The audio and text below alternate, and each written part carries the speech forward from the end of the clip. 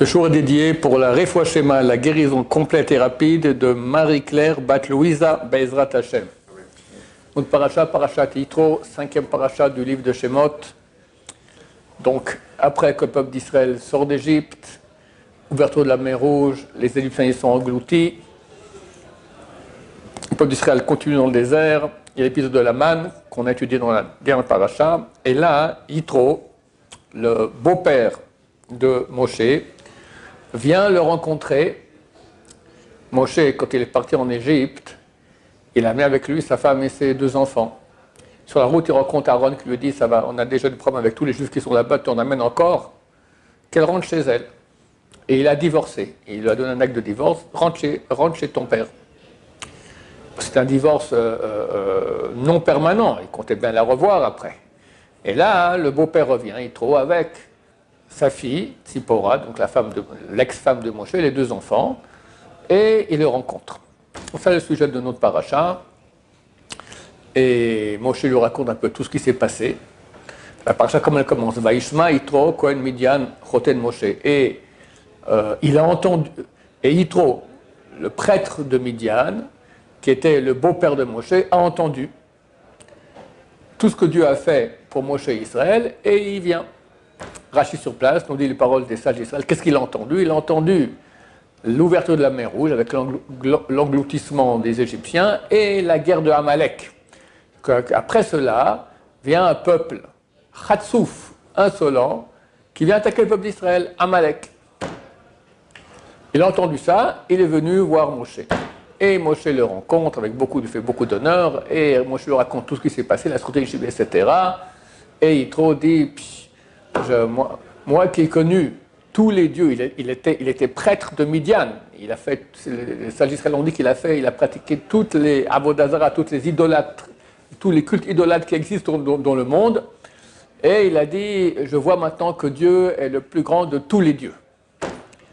La vérité, c'était un processus qui a déjà commencé environ 60 ans auparavant.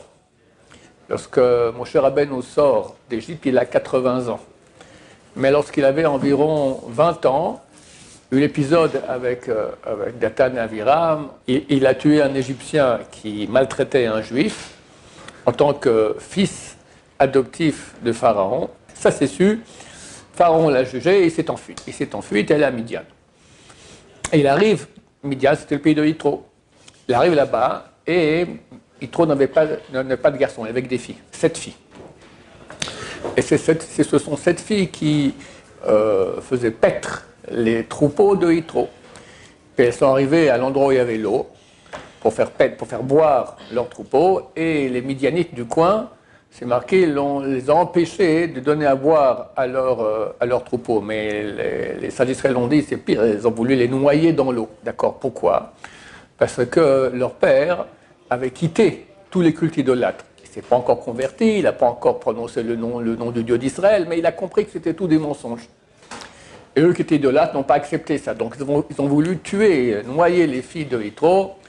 Et Moshe Rabbeinu, il a crié « Oh, oh, oh !» et hop, il a sauté et il les a sauvés des mains des Midianites. Et elles sont rentrées plutôt à la maison. Qu'est-ce qui s'est passé? Ben voilà, un Égyptien est venu parce qu'il était habillé en tant qu'Égyptien, il nous a sauvés. Ben dites-leur qu'ils viennent, qu'ils mangent du pain chez nous. Manger du pain, ça veut dire qu'ils se marient avec une de vous. Effectivement, il est venu, il s'est marié avec Tzipora. Il a eu là-bas 2 enfants, Gershom et Eliezer. Maintenant, lui, il faisait paître les troupeaux de Yitro, de son beau-père, pendant 60 ans. À l'âge de 80 ans, il arrive au lieu du mont Sinaï, et là-bas, il voit le buisson ardent, et Dieu lui dit, il va sauver le peuple d'Israël. Durant toute cette époque-là, Yitro n'a pas connu le Dieu d'Israël.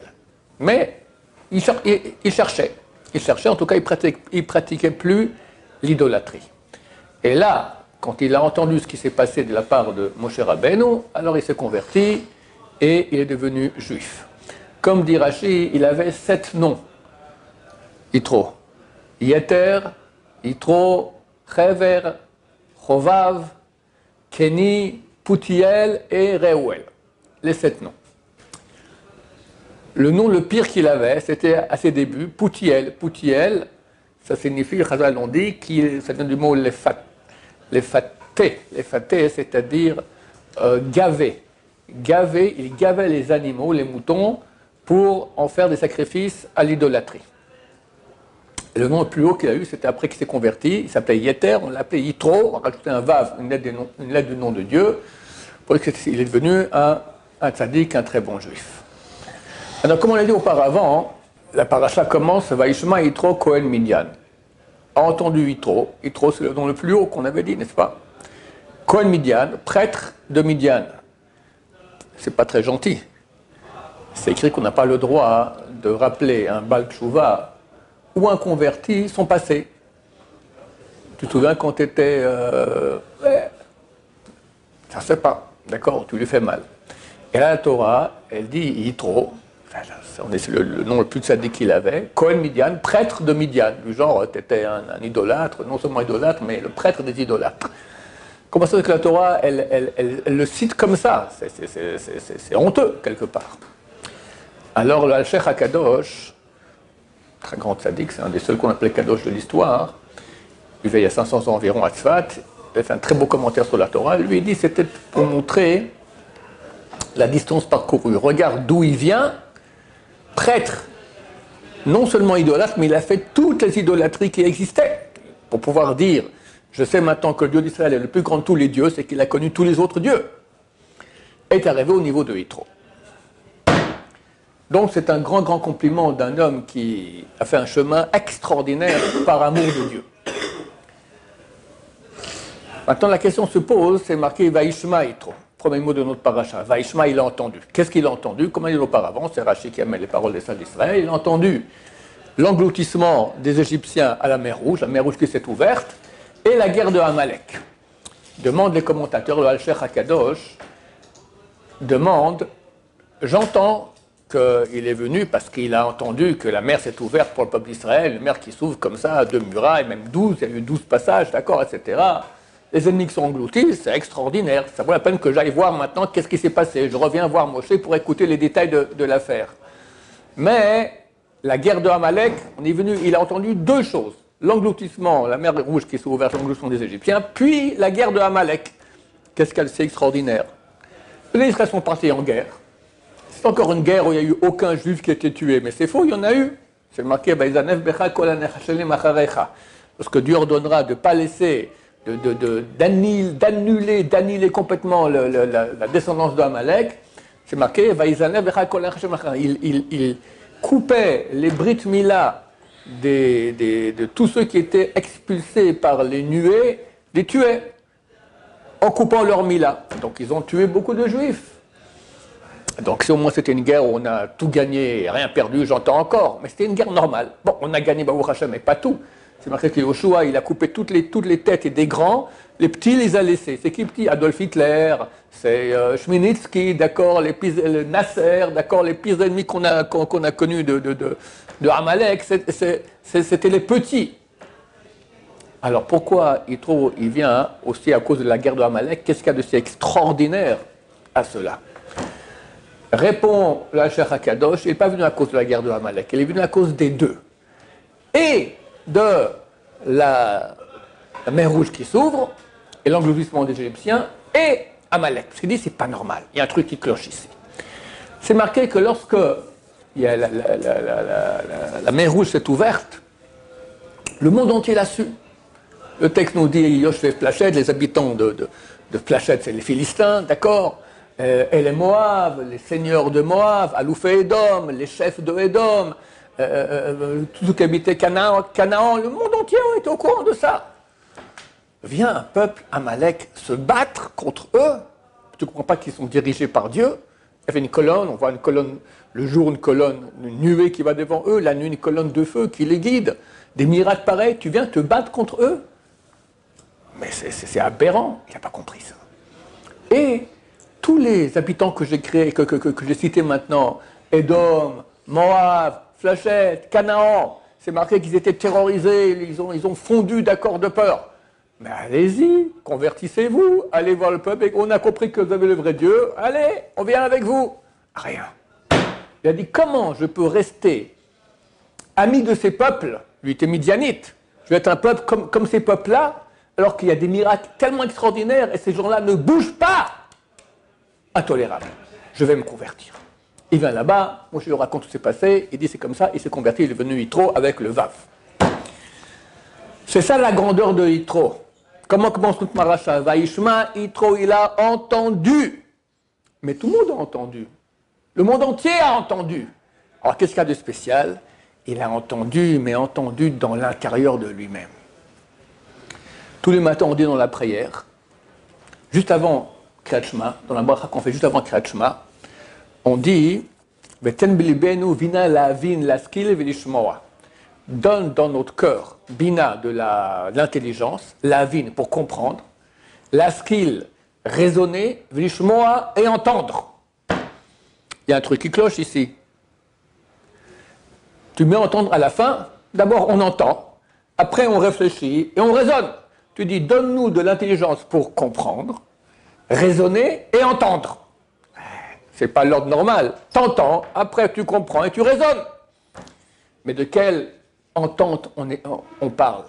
C'est comme on dit en français, j'entends ce que tu dis. Quelqu'un m'explique quelque chose, je dis j'entends. Je lui dis, bien sûr que tu m'entends, je suis en train de te parler, pourquoi tu ne m'entendrais pas? On ne va pas dire écouter, entendre, ça veut dire je comprends, j'absorbe, j'entends, ça me touche ce que tu dis. C'est ce qui se passe avec Yitro. Beaucoup de gens entendent des messages de vérité. Mais ça rentre là, ça sort là, et des fois ça rentre même pas. D'accord? Moi je me souviens, un temps on faisait des séminaires en France, dans le monde entier, chez les francophones, de 2 jours. C'était phénoménal. Rentrait entre 80 et 120 personnes non religieuses. Ça commençait le vendredi après-midi à l'entrée de Shabbat. Ça finissait le dimanche fin d'après-midi. Tout le monde savait que la Torah était d'origine divine. Et les gens pleuraient, ils faisaient tchouva. C'était phénoménal. Combien? Environ la moitié, 50% des gens qui ont entendu ce séminaire ont dit c'est bon, je fais tchouva. L'autre partie, tout le monde a reconnu, je reconnais que c'est vrai. Ça arrivait une fois sur 2000 que quelqu'un a dit non, c'est pas vrai. D'accord? Des gens malades. C'est pas non, c'est un rouleau compresseur de vérité. Bam, bam, bam. Une sainteté énorme. C'était phénoménal. Les gens pleuraient. Il y avait 50% qui disaient c'est vrai, j'ai compris, ça ne m'intéresse pas. Il y en a qui ont dit comme ça, peu. Il y en a qui n'ont pas dit, mais ils vivaient comme ça. Ils ont été choqués, c'était extraordinaire, ils ont beaucoup aimé.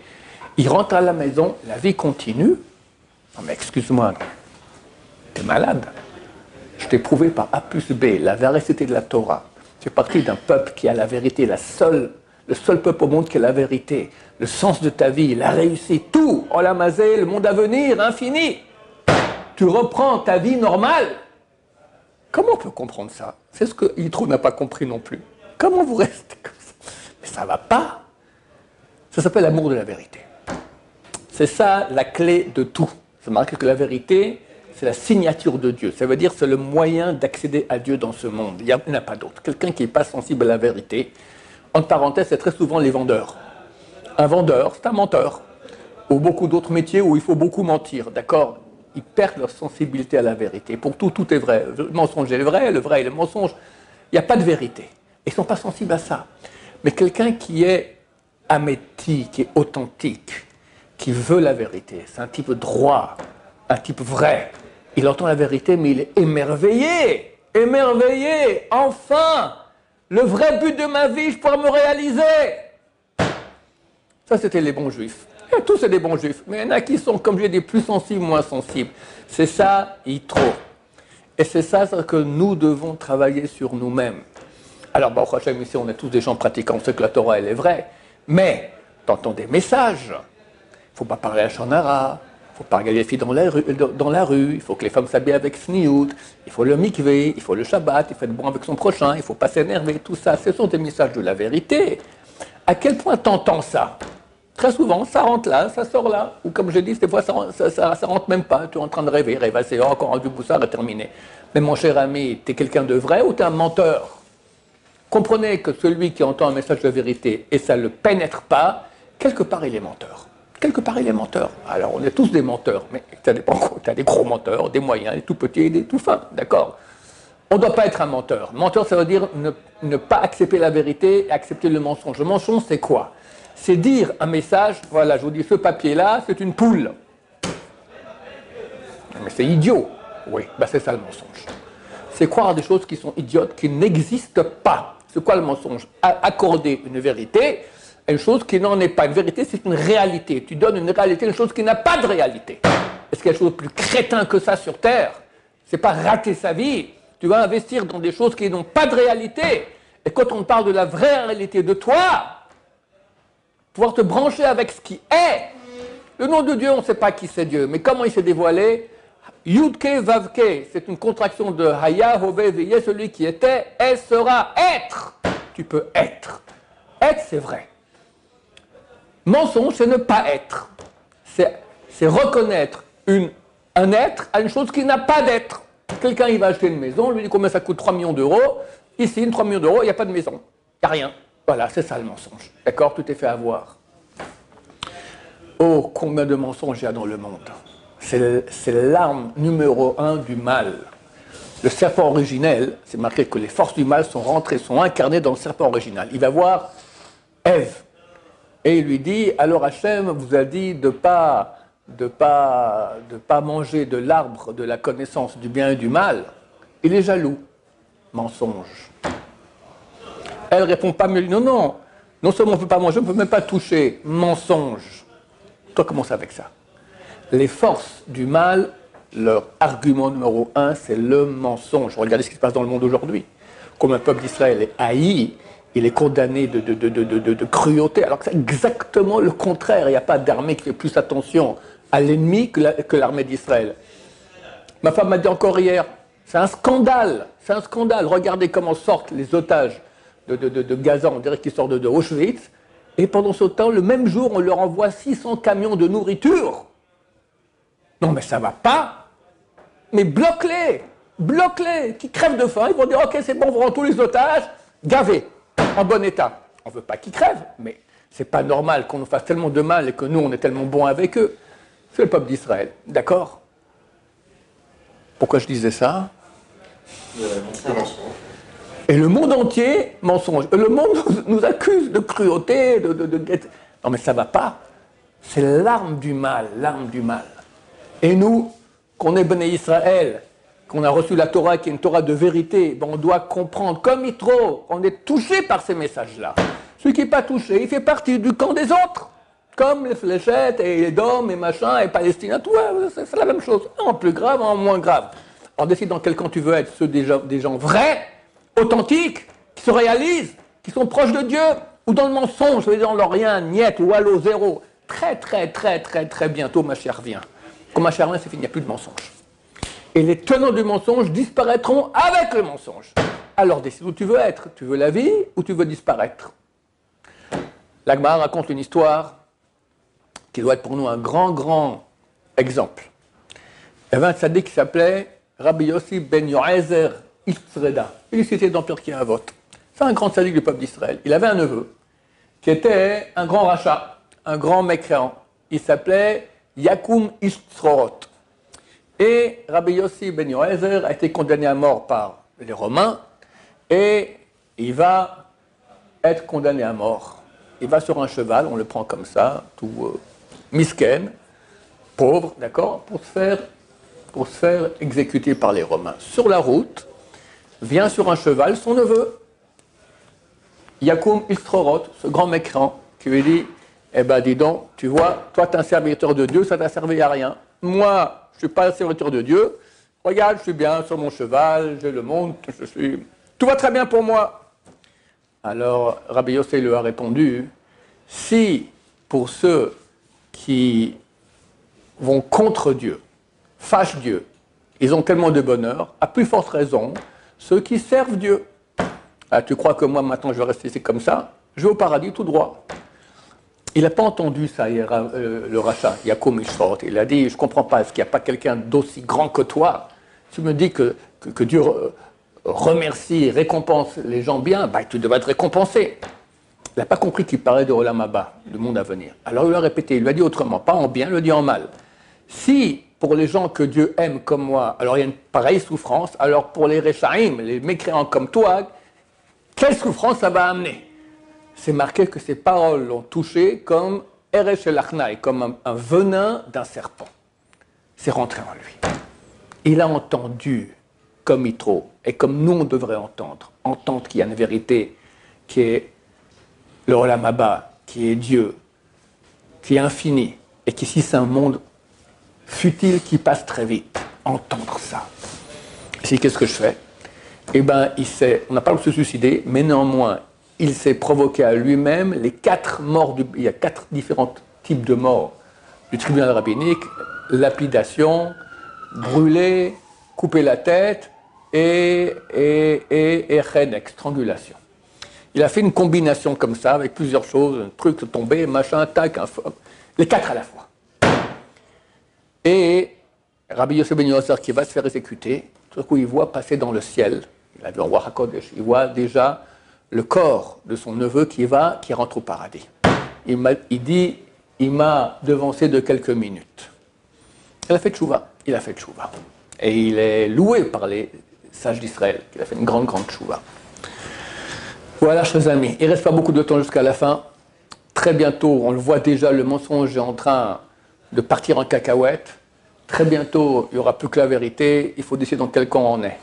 Avec Yitro et ses amis, tous ceux qui se sont rapprochés de Dieu, tous ceux qui sont convertis, tous ceux qui ont fait tchouva, ou avec le reste du monde qui va partir en cacahuète avec le mensonge. Bezrat Hashem, très bientôt. À vous de faire le bon choix. Baruch Adonai, l'olam, amen va amen.